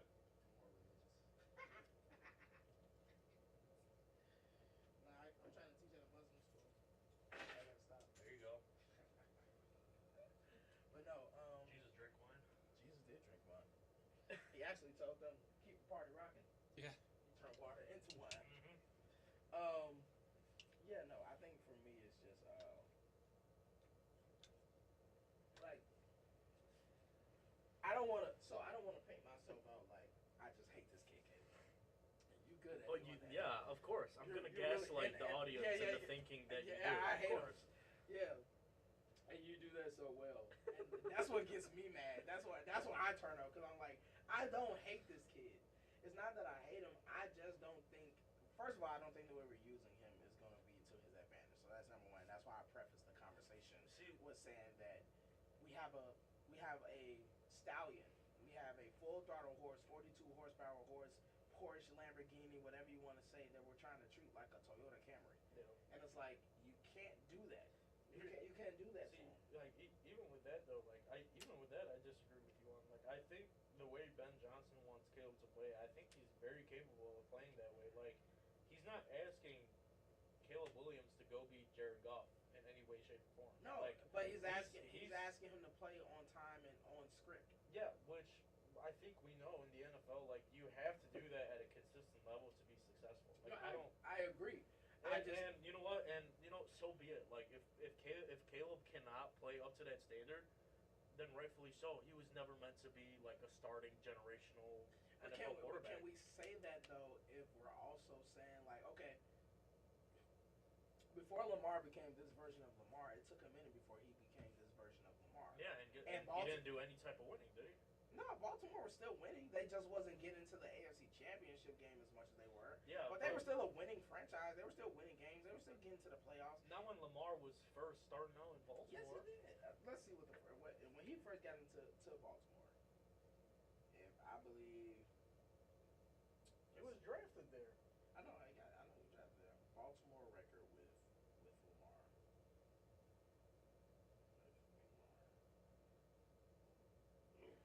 75 wins and 30 losses. Now their playoff record is 3-5. Okay, his first season with Baltimore that he actually played, 1,000 yards, 6 touchdowns, 3 picks. His second year he played, 36 touchdowns, 6 picks, 3,100 yards. It's not till recently that he's become the guy, but that's because Lamar is such a athletic freak of nature. Right. What I'm saying is We don't get a Lamar Jackson though No, from but everybody else. I'm not saying that, but what I'm saying is they said Caleb was just as much. They say Caleb is just as athletic. He's not the freak of nature as far as speed that Lamar Jackson is, but he's just I think just people as saying that are athletic. fucking crazy. Why are you saying that? I don't think you could say that Caleb is as athletic as Lamar. He's nowhere near that. I think so, especially if you got him, if you get him out of the pocket and he's able to throw off the cuff, throw off the run, and do certain Man, things. have you seen that guy try to attempt a spin move? Who? Caleb? He'll do it, but it ain't the spin move that Lamar's doing. No, I'm not saying he's. So when I say he's athletic, I'm not saying he can do the things Lamar does. Everybody's athletic in a different way. Like Josh Allen, people think Josh Allen is athletic. He's just big. So he has some quickness to him, but he's big. He's like Big Ben on steroids. That's who Josh Allen is. Caleb is Josh Allen if Caleb was Josh Allen's height and weight. Caleb is no, because Caleb is a bit more athletic than Josh. Yeah, because I don't think I would say I would beg to differ because I don't think the things that Caleb can do on the run as far as throwing the ball, I don't think Josh has his talent to do the things that Caleb can do with the ball on the run. I think the only person in the NFL that can do the things like Caleb does on the run with the football is Patrick Mahomes and Aaron Rodgers when he was younger. Yeah. What I'm saying though is like Caleb has the athleticism to get out the pocket. He can scramble. He can do certain things. I'm not saying he's gonna take it to the house, like Lamar can take it to the crib. Yeah. I'm not saying he could do that. What I'm saying is though we're trying to contain him, and his best attribute is being uncontained.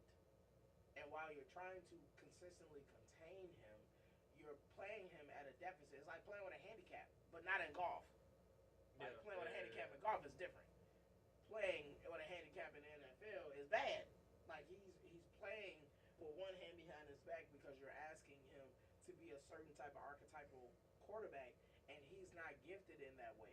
He's not gifted like that. He's gifted in playing what I call backyard football. But That's see, like his gift. I think like here's my thing. Like yeah, that's where a lot of that's where the highlight plays came from Caleb, and that's what we know. I mean, that's Caleb why he was Williams, the number one pick. Yeah, but that's like what we know Caleb Williams to be. But I think to be able to say that he can't sit in the pocket and deliver throws on a consistent basis, I think, is not an accurate claim. Like at USC, he had games where he was able to do that. Like No, I'm not saying. when teams contained him in the pocket because that's how they prepared against Caleb, he was still making throws. Just his team was god awful. Like they couldn't get stops on defense. Like USC defense just does not coexist with one another. Like those two words don't work with one another. You know, like that's why. Okay. In my opinion, that's why he wasn't as successful in college as people like. See a number one pick supposed to be. Yeah, like as in like winning national championships and things like Or that. getting close. Still won a Heisman, right? And I don't remember if he won a bowl game or not. Don't think so. No, he didn't. Right, but he made it to a bowl game, right? And I think he made it a one. yeah, and he played relatively well in that bowl game, but his defense couldn't stop anybody again. Yes, and but even with that being said, he wasn't always throwing from the pocket. No, and I don't think that's what Ben Johnson is asking him to do. I either, don't though. know because it feels like that's what the gripe is. Ben Johnson wants somebody that stands in the pocket. See, but I feel like that's exactly why he came to Chicago because I think Ben Johnson as a play caller had that handicap with Jared Goff that he couldn't call up plays that gets a quarterback out and going, and the possibility of him rushing for 20 yards or delivering an insanely accurate ball on the run. Like he has that with Caleb. Sure, I don't think Caleb is as accurate of a quarterback as Jared Goff is. in the pocket. Yeah, No. I don't think so, right? But I think, Well, no. and that's why, like, I can argue and say he is when it's the first 15 plays. sure, but Jared Goff is the same way though. Like Jared Goff, like the Detroit Lions always started out fast last year. Like Yeah, but that's he just how also they were. he also maintained that consistency throughout the game. Yeah, which again is the difference. What I think is between like Caleb and Jared, yeah, but also or Caleb but- and but anybody also- else that's a pocket but passer. also like an 8-year NFL veteran versus a year 2 quarterback. Yes, and this is where we get into this argument about give him time, give him time, give him time.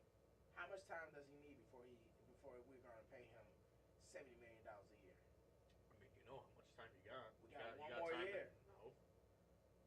No, they signed 4-year deals. Okay, so he got 2 more seasons, Yeah, he got 4-year deal. So and he can opt out of that 4 yeah, year that's deal. that's why they signed. No, he has a 5th-year option, which I the thought he Bears, has a which the Bears, 4-year no, option. which the Bears could pick up the 5th-year option, or they could sign him to an extension at that point, a rookie extension. But he'll hold out. That's if they why. don't That's give him why. that extension That's this why. year. That's why they signed everybody to a 3-year deal. I know, because they know counting they have this to year. pay him. Yeah, because they still have 2 more years after this one where they don't have to pay Caleb or Rowe. So I'm not saying give him all of that time in no way, shape, or form. So that, but I think that's the thing about it. My thing about it is, how much time are we saying? I told you what I I know thought, you said like, about a bye week, but and is that not reasonable? Well, bye week's right around the corner. It's in 2 weeks. No. The bye week is right around the corner, and I'm not saying that that's not reasonable. But what I also saying is I don't want to go 0-4, trying to be reasonable. I mean, we wouldn't be because the bye week is after. The Las Vegas game, so Oh, we yeah. can go 0-4. Yeah, but Why is nobody calling? don't think we will. Who? Don't. Which one? Nah, Old one? Old movie. So you some trivia. I'm trying to, yeah. Maybe watch the show. I'm gonna be like, did you watch our live? Then don't talk to me. No, I think for him, if we go on, because I know you were saying like you think there's a chance we could beat it. We could really lose to Dallas. We absolutely can lose. I'm not. Now, I'm not saying Vegas, it's granted. Vegas, I don't think we. But like that's why I said like before I even went into like my other breakdowns of the other games, I'm like, I think this Dallas game has. I think it's the most important game of the year for the Chicago It's a Bears make or right break. now. It's a make or break for our season. Yeah, honestly. I mean, you lose, everybody will definitely put their heads down, right? We're 0-3. We lost against Matt Eberflus. You know what I mean? Like as the coordinator, like all of these things, people start to put their head down. I mean, yeah, you probably win against Vegas, and then what? You know, you got a bye week, you got to turn around, go play Washington at home. And Jaden is going to be there for that. Exactly. So like, He's going to be there for that game. absolutely, yeah. He'll be back by then. He'll be there for that game. Yeah. So And I expect him to be there for that game because I think Caleb wants a little give back. I mean, of course he does. I mean he's from the DC area anyways. Yeah. Oh, is he from DC? Yeah, like he's got a lot of family I think there. he wanted to be drafted by Washington, to be honest with Of you. course he did. I think I mean, we saw the stories. He wanted to be drafted anywhere else than Before fucking Chicago. But doesn't that also tell you things too? I think it tells you things about Ryan Poles as well. Also, we didn't really get able to get into it. Yeah. But did you see the article that came out about Ryan Poles being so gung ho to draft Caleb and not Yeah, I saw that. Yeah. and not doing any evaluations? Yeah. Like he didn't But- try to evaluate any other quarterbacks Yeah, at all. I think- No due diligence. Yeah, was done. I think That's a problem. absurd. I think that's absurd and a problem. But at the same time, I think like if we still did the scouting and still drafted Caleb and it didn't work out, that's one thing, right? But here you are not doing technically any scouting on Any these work. quarterbacks, right? But okay, let's say you do the scouting. What if you take a different quarterback than Caleb Williams? Do you understand? No, like, and what would have But didn't I say happened that? But didn't I if he say got that? drafted? Didn't I say that when we had the conversation about should we keep Justin Fields or get Caleb, and we were having that conversation, and this is when we were still at the table, Mhm. and I was saying that in order, I felt like Ryan Poles was being held behind his back to get Caleb because there was no way. After passing up on Bryce Young, who people also thought was supposed to be like really good, there was no way he could do that twice. Even though in my heart, I feel like a lot of people at that time, like even within the first year of Bryce Young playing, like I feel like a lot of people people were at peace with that trade. No, we were fine with it because we got. I think Bears fan community in general was pretty aligned on No, that matter. we were okay with it because we were already aligned with the idea of getting Caleb. See, I think we were aligned with giving Justin Fields another opportunity. Yeah, that too. Yeah. We were aligned with getting Justin Fields another opportunity. Like actually getting yeah. to the receiver. Yeah. And we were also aligned with the idea that if it doesn't work, then we're still in line to make a move to get Caleb because we still had picks from that situation that we could try to trade back into number 1. And we didn't see ourselves being no more than number 5 or number 7. So we still had ideas of, the Bears are still going to be bad enough to still be a top 10 team. So we packaged that pick with other picks and we can, potentially move into number 1 to get Caleb Williams. Nevertheless, it all worked out in our favor, right? We still ended up with the number 1 pick because Carolina was so damn bad. So now because Carolina sucked, we found ourselves in a situation that we didn't technically feel like we were going to be. But because we were there, he had no choice but to draft Caleb Williams. Yeah. No choice. Yeah. So while the article is egregious and is saying like he didn't do his due diligence, I argue that he didn't do his due diligence because he had no choice. It wouldn't have mattered. It wouldn't have mattered if he would have came back and said, Bo Nix is the greatest thing since pancakes at IHOP. Right. Or Roscoe's and chicken and waffles. Like, whatever the case may be.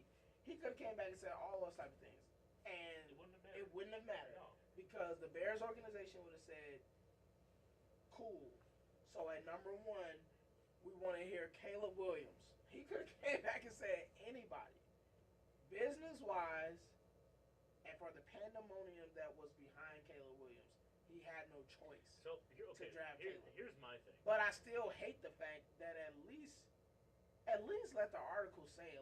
At least let people say that you did your due diligence. Yeah. And that you don't make it so obvious that, like, I really don't have a choice. So there's no point in me evaluating other quarterbacks.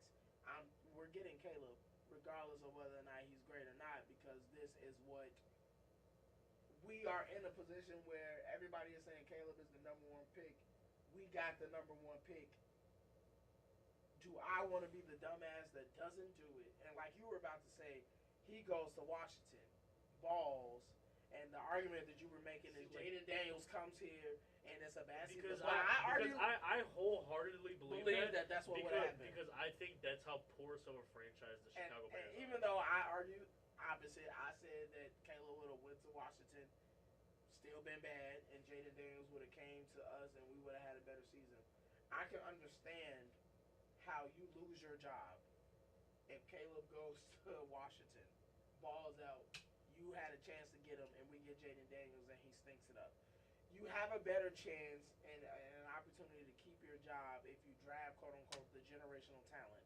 He stinks his first year, and then you get an opportunity to get a new coach, get this and build around him. You get to keep your job. Yeah, and so my thing about it, Caleb feels like the pick of job security. Yeah, and you know what? Like, here's my thing. Out of all the moves Ryan Poles has made, the Caleb Williams draft, like drafting Caleb, as far as like how concerned I am about it, is at the very bottom. Because here's my thing. Like even if Caleb doesn't pan out, you can always go get a quarterback. You can always go get a quarterback. 1, 2. The picks that were acquired, right, and ultimately like with that Bryce Young trade, and the players that were taken with those picks and acquired, right? We got DJ Moore. Ultimately ended up taking Darnell Wright. Ultimately ended up taking Tyreek Stevenson. We got Luther Burden with that pick as well. Like, you got multiple picks with that, and it's like, great move. Whatever. Caleb doesn't pan out or is a mediocre, like, average quarterback that could at least sustain himself. We got additional players. Whatever. In this process, right? Yeah. My problem is the other drafts this man has had, including this year. I mean, you got Javon Dexter, who you don't have anymore.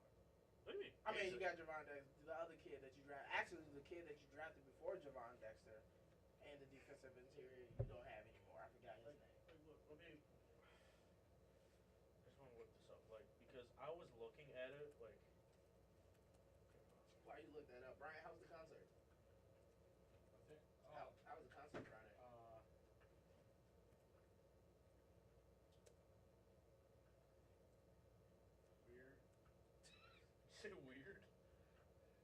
cool. So it was at this. It was a youth camp. I guess it's mainly a youth camp, but they rent the whole camp out for like private events. Okay. I didn't know what to think of it because it's a youth camp, but this camp obviously has like a culture of smoking pot.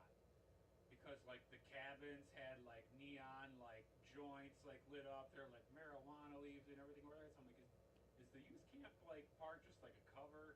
Like, is this actually like a hippie commune? Yeah. You know. That's what it seems like. Uh, Or maybe a place where they grow weed illegally. Yeah, and I didn't get there, like, I got there, like, right when the sun was going down, so I didn't really get to explore it. I pretty much just stuck to the main area where, like, the bands were playing and everything, you know? But they were doing, like, a 3-day, thing, where bands were playing, like, all day, Friday, Saturday. The people that actually went to go, like, film and everything, are still there right now, like, they played last night. But, yeah, no, it was just weird. And then the people I went to go film, it's funny because they are like an acoustic, like Americana, like folk band. Like the one guy, he plays and sings guitar, and then his girlfriend plays violin and sings, you know. But they decided for some reason that they were gonna wear like corpse paint, like Okay. I don't know, just to like fuck with people. Okay. Actually, I was trying to get some photos like all synced up here, but I know what you call it. I gotta show you. And it was just funny because people didn't know like what the fuck to think, which I guess is like what they were going for. Was this a free concert or something? No, it was like $100 because it was like a 2 nights of camping, like Friday night, Saturday night. You know? It's definitely so a you weekend. pay for like a weekend thing Yeah, it's to definitely go there. It's definitely a weed camp. Okay. All right. Where's Interesting. Rachel? There's Rachel. Interesting. And they're playing like I said, like Americana, like pretty music. They sing, they harmonize, and so it's like it looks like it should be like a death metal band or something. But they're sitting up there talking about we're lovely. Yeah, Oh, sure, yeah, we're Johnny. yeah. That's interesting. Alright. Maybe they were going for Pictures are dope though. maybe they were going for juxtaposition or something. Maybe they were trying to be like opposites. Yeah, I don't know. They were just Give you this opposite having, aesthetic. having fun. 'Cause it's not what they normally do. Like I've known them for a long time. And that's not. No, it's not their normal shtick. Yeah, no. I forgot because last week I had a concert too. And last week's concert was a shit show. Like we did a good job. We filmed. But the concert was bad.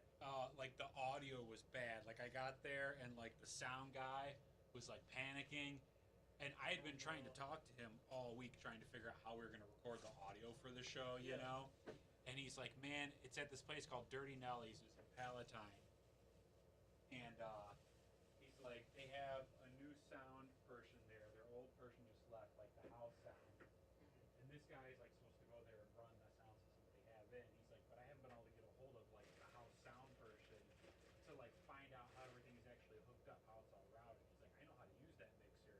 He's like, but I don't know like where the Where the patches mics are. Yeah, You know, in the wall to get the sound from Yeah. the stage back to the mixing position. And He like, just don't know how it's set up. what How it's mixers wired. are set up for the monitors and everything. Mhm. And so he couldn't get a hold of like anybody. So when I got there, he's like, dude, I have like no signal. He's like, can you help? And I was like, well, unfortunately, I brought like 2 people with me, and I gave him my buddy Andy. I was like, I can have him help you out. I've got stuff that only I can do, but I can spare him, you know. And they didn't figure it out where It was so it was like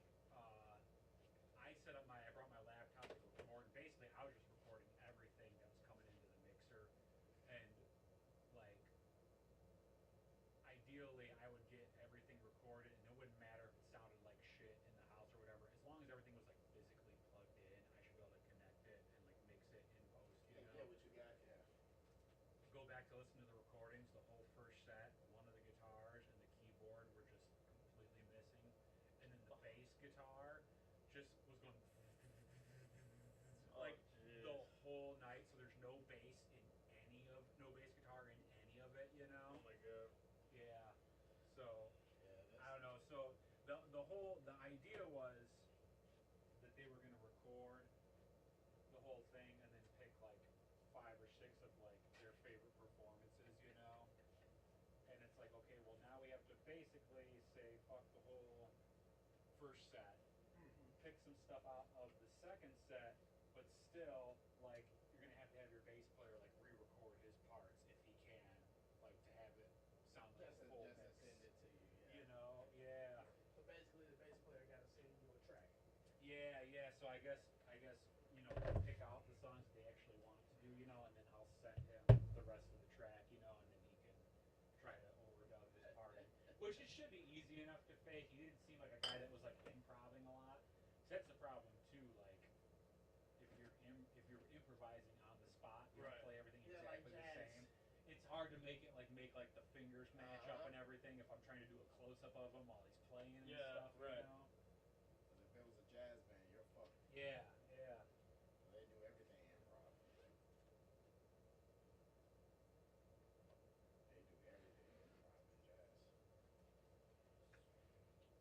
I was using that as a bottle. Oh.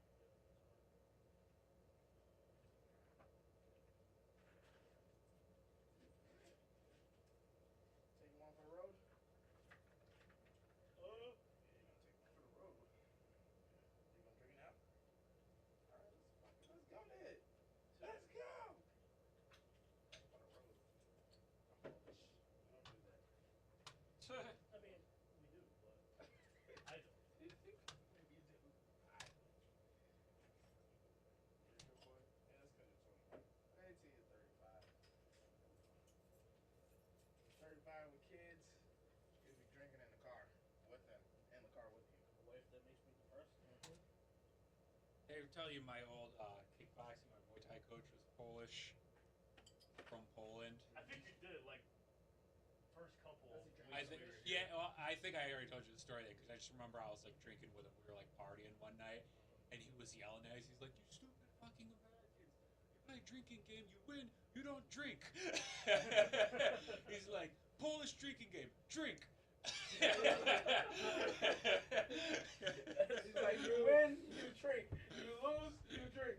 The whole point, drink. That's kind of true. That's true. Very true. That's the whole point of a drinking game. Drink. Whether you win or lose, drink, bitch. I wonder what Moody. I'm not gonna call his ass back, but probably wants to call me about uniforms again. Probably. Like, bruh. Oh, you know what it is? He wants to call us about making merch for us. Make it work for us. Yes. About making the merch. Well, we can't really do that if it's on fourth wall, right? Because it's their product. Well, it's their product, their manufacturers and stuff like that, but I think he wants us not to use them and go through him to make our merch. Is he gonna front the costs of production? Right, like and all Portugal the- does? right, exactly. And actually No. setting up an online shop. And No, fucking only way he's maintaining gonna do that shit is if he gets a piece of the profit. it. I'm good with that. Like, technically, fourth wall, they get a piece of the profit. Yeah, they just don't make you pay anything. Yeah. Yeah, because I'm sure whatever cost they're extending you is like not Yeah. their actual cost. Yeah. They, That's how it was at Guitar Center. Like, we had like manufacturers, like the actual manufacturer's cost, and then they had like what was called like ad pack or something like that. It was like another 10%, and then there was like The retail price. the retail price, you know, and it was like Guitar Center's profit was between that ad pack and And the retail retail price, price. but not the actual yeah, manufacturer. like fourth wall, Yeah. a hoodie, they have it starting at like, let's say it's like $34. I could be wrong, but let's say it started at 34. I got one of our hoodies at $50, another one at 55, so we gaining somewhere between 16 to about $20 profit. Yeah. They pay us the 20, but they made the 34. Right. Yeah. You know what I'm saying? They probably make That's- those that's things how- for $5. Yeah, that's how it goes. They get they're making a 34 out of that price, out of that purchase, and we're making whatever is over the 34. So if I mark it up for only $40, we only get a $6 profit. So I was like setting prices. I was like, yo, we at least gotta make at least everything gotta at least give us $10 in profit. I was like, this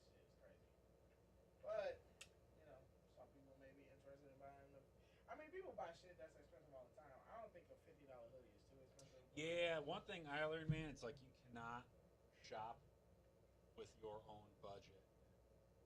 You know what I mean? Yeah. Like you can't think about. I learned that like in doing sales for most of my Yeah, life. like you can't think about like what you would pay for. Yeah, Yeah. yeah, because like you have like some people, it's just like, and you don't know by looking at them too. Sometimes people come in and they don't look like they got money, But they do. loaded. But they're completely loaded. So I was just like, nah, I'm just gonna see. I'm just gonna mark it up to what I think is worth the profit and what kind of makes sense. Yeah. That's like with that concert that I filmed last week. It's kind of nice. So the drummer in that band is Rick from this Amped Up to 11 podcast, you know. But he told